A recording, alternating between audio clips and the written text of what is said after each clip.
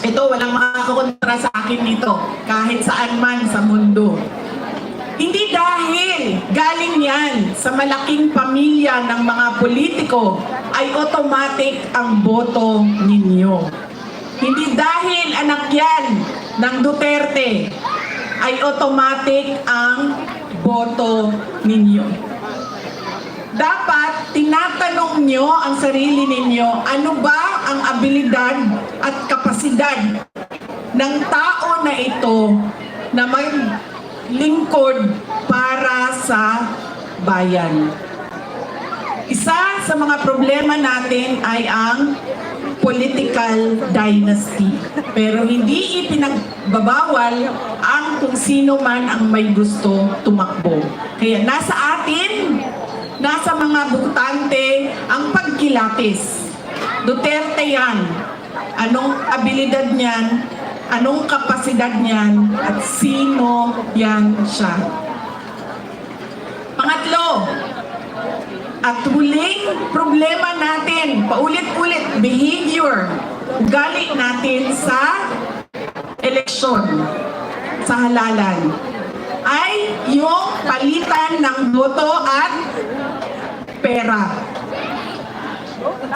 Dahil ilang beses na kayo tumanggap, magkano bilihan ng boto dito? 1,000? 1,000? Grabe, 1,000 lang? Galing nga. Bigas ang ano dito, palitan? Oh, ilang kilo? 5 kilo. So, magkano yun? 250? Mga 1,300 total na yun ang bili. Alam mo, lugi kayo. Taasan niyo yung presyo ninyo. Kasi galing ako doon sa Bacolod kahapon. Tinatanong ko, magkano bili ng boto dito? Noong 2019 daw, 2,000. 2022, 3,000. See? Sabi ko, taasan niyo yung presyo ninyo. Tapos dito daw, itong eleksyon na ito, 2,000 to 3,000. Sabi ko, hindi niya pa alam kung magkano kasi wala pa namang bilihan.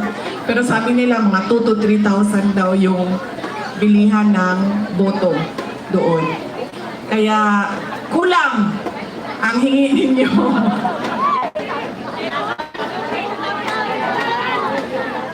$1,300 ang natatanggap ninyo. O, hindi pa lahat. Babalikan sa tennis court! Bakit 1,300? Ang akap, magkano ba akap? Di ba 5,000? 3,000?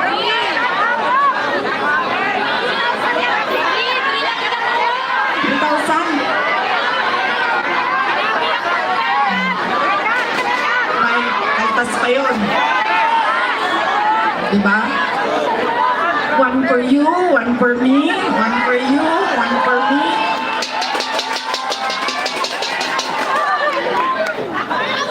Alam niyo, hindi namin ginagawa yan sa Davao. Alam niyo bakit? Nawawala kasi yung respeto ng tao sa isa't isa. Sabihin ko sa inyo kung bakit mamaya nawawala yung respeto, ha?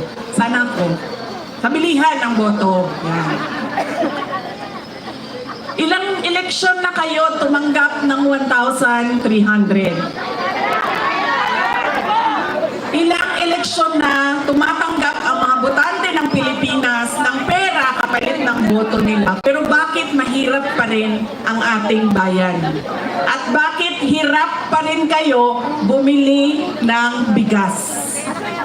Dahil sa walang bigas! Kasi dapat, kung akap yan at galing yan sa gobyerno, tanggapin nyo, pero tanungin nyo naman yung sarili nyo. Ang nagbigay ba nito ay karapat-dapat maging leader ng bayan natin? Dahil malamang ipusta ko yung isang paa ko, hindi niya pera yang binigay niya sa inyo. Pera yan ng bayan. So, tanggapin. Dahil tulong yan ng bayan. Huwag matakot. iboto. Dahil unang-una, nakatago naman yung boto natin. At pangalawa, kung sino man yung manalo, na mayor ninyo, na vice mayor ninyo, na konsehal ninyo, na congressman ninyo, ay may obligasyon na tumulong sa taong bayan. Kaya kung sino man yung nakaupo, magbibigay pa rin yan ng tulong sa inyo. Kaya, yan ang kailangan ninyong isaisip. Hindi dahil sikat ang apelido, automatic ang boto. Alright mga kababayan, so magre-reaction video po ulit tayo dito po sa nangyaring rally po ng Yormes Choice dyan po sa Tondo, Manila, na dinaluhan po ng ating Vice Presidente, no, si VP Sara Duterte. Nagulat talaga yung mga tao dyan sa Tondo sa pagdating nitong ating pangalawang Pangulo, no? At ilan sa mga naging bahagi ng kanyang talumpati dyan, mga kababayan, sa naging rally dyan sa Tondo, ay ang vote buying, no? So, himayin muna natin to, ano ba yung vote buying, no? Alam nyo ba na nakakabahala talaga to? Na ito ay hindi lamang simpleng transaksyon, no? Kasi parang sa pamamagitan nito ay ninanakaw na rin ang kinabukasan natin, no? Kapag binenta mo ang boto mo para mo na rin binigyan ng pahintulot na yung sistema ng korupsyon ay magpatuloy, okay? So, papayag ba kayo na ganun-ganun na lang na nabibili kayo ng boto sa halagang 500, 1,000 piso kapalit ng bigas ay ibibenta ninyo yung inyong boto? So, para mo na nga ding binigyan ng pahintulot at pinakita mo sa mga politikong ito na kayang bilhin yung pagkatao mo, no? Hindi ito tungkol sa kung magkano kasi yung natatanggap natin, no? Mas mahalaga kung ano yung mawawala sa'yo.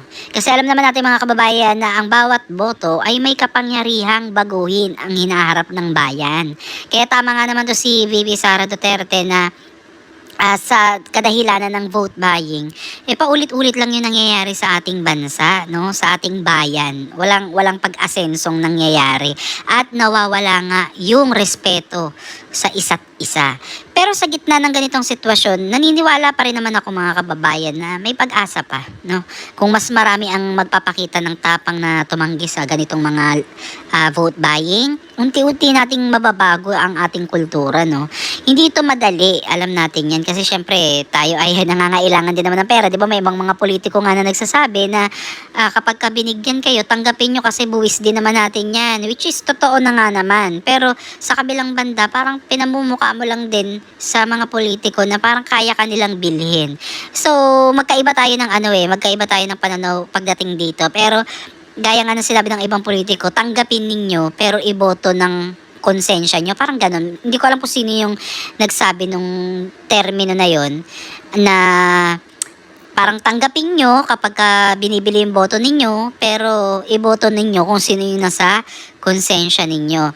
Okay, so etong unti-unti nating pagtanggi sa vote buying ay mababago natin yung kultura natin, no? Hindi madali to sa simula, pero kung ang bawat isa sa atin ay magpapakita talaga ng tapang, no, ang boto mo ay higit pa sa pera dahil ito ay kinabukasan mo at kinabukasan ng magiging anak-anakan pa natin, mga kapu-apuhan. Again mga kababayan, bawal po ang vote buying, okay? Ito po ay itinuturing na isang election offense sa ilalim ng Omnibus Election Code o Batas Pambansa bilang 881, particular nga dito yung Section 261A.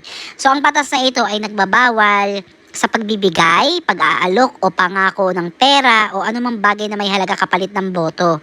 Okay, kasama rin dito yung paghingi o pagtanggap ng anumang pabor kapalit ng pagboto o hindi pagboto sa isang kandidato. So yung mga lalabag dito sa batas na ito ay maaaring makulong ng isa hanggang 6 na taon, mawala ng karapatang bumoto at madisqualify sa paghawak ng pampublikong posisyon. Bukod dito, ang mga partidong politikal na sangkot ay maaaring pagmultain ng hindi bababa sa 10,000 piso. So, ito yung mga pinagbabawal, no, ng ating Commission on Election, no, para labanan po yung vote buying. Pero sa kabilang banda, marami pa rin ang gumagawa niyan. Kaya tayo na lang pong mga botante, maging matalino na lamang po, no, at isipin natin yung kinabukasan ng ating bayan. Kung gusto nga naman natin ng tunay na pagbabago, simulan natin sa matalinong pagpili, no? Maging mabusisi tayo at maging matalino na tayo this time, no? Para hindi na tayo mabudol. Okay, no? So, lipat naman tayo dito sa dynasty, no? Na sinabi ni BP Sara. No, alam nyo ba na ang political dynasty ay issue na matagal nang umiiral sa ating bansa? Sa isang banda, may mga nagsasabing ito ay tanda ng tradisyon at karanasan sa pamumuno. Siyempre, di ba, yung mga pangapangalan, di ba? Kapag ang kapangyarihan ay umiikot lamang sa iilang pamilya, nawawala ang diversity ng ideya at ang tunay na representasyon ng mga tao. So, ang tanong, paano natin mababago ang ganitong sistema? No? Ang sagot ay nasa ating mga kamay na mga botante. So ayun mga kababayan, no, hanggang dito na lang muna yung ating reaction video at kung gusto nyong panoorin yung buong video na to ay maaari nyong mapanood sa Dads Oblak TV, yung kabuoang live stream, no, ng pagbisita po ni VP Sara Duterte dito kay Yorme sa Tondo, Manila. At abangan natin, no, sa mga susunod pa, baka makadalo ulit siya sa ibang mga campaign rally na isasagawa ng Yorme's Choice, no. At itong ginagawa nilang pamamaraan na to, syempre panahon ng kampanya ngayon ay isang pangangampanya na din, no, para mas lumawak pa at mas ipakita nila yung kanilang mga plataforma, kanilang babaguhin o gagawin. Ganyan naman talaga ang mga politiko, mga kababayan. At sabi nga po ni BP Sara, tignan na lang natin kung yung mga ipinangako nila during campaign ay magagawa ba nila kapag sila ay nanalo na o nakaupo na sa kanilang pwesto na tinakbuhan. So again mga kababayan, maraming salamat at comment down below kung ano yung mga opinion ninyo dito sa inyong napanood, narinig sa aking reaction video. Ito ay short clip lamang po, no? At ito na ay pinakita ko na sa inyo. Ito yung video nung birthday po ni PRRD nung March 28, 2025. Diyan po yan sa Menjola, Manila, na dinaluhan ng mga kababayan natin na sumusuporta sa kanya. So maraming salamat mga kababayan at God bless po sa inyo.